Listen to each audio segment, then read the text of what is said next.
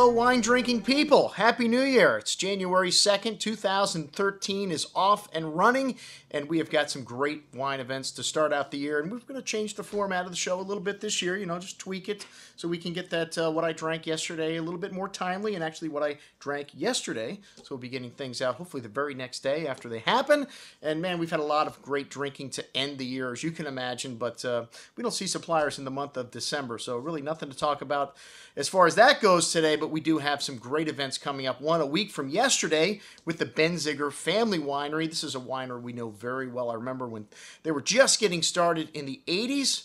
And they started out making a wine called Glen Ellen. Most of you are probably familiar with that. Probably still on the supermarket brand shelves. They sold that off to Hugh Line in 1988 or 89. And for a record, I don't know, for a reported $70 million or something. They brought that brand from nothing to several million cases almost overnight. And they wanted to focus on their estate, their family-owned vineyards, which they own 40 acres of vineyards in Sonoma.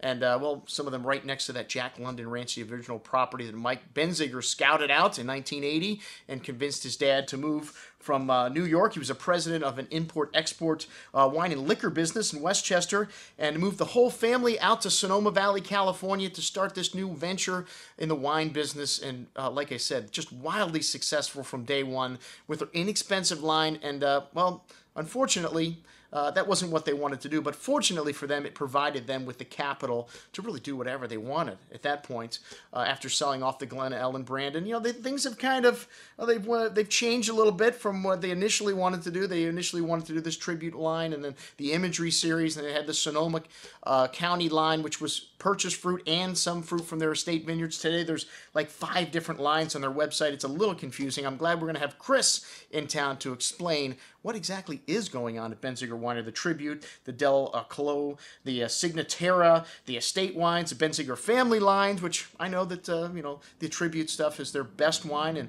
the first vintage, the 87, it was released just after Bruno passed away in 1989, 1990, and it won 5 gold medals at the State Fair, one of the most highly decorated wines of that year. So this wine from the very first vintage, very highly rated, very highly thought after, and very hard to get.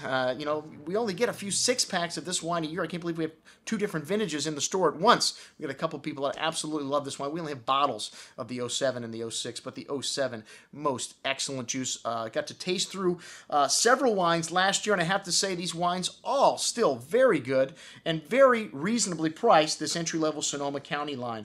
So we've got our first dinner with the Riverside Hotel in I don't know how many years, but this is a beautiful property on Las Olas, and they have put together a wonderful 5-course meal for $45, along with wines paired with each course, starting out 2013 with an incredible value for you, our wine-drinking people. So check it out. The menu that we've got Chris Benziger in town. We've got some great wines on the table next Tuesday night, the 8th of January. I'm your host, Andrew Lamposoni, signing off for the Wine Watch, saying remember, always drink the good stuff first.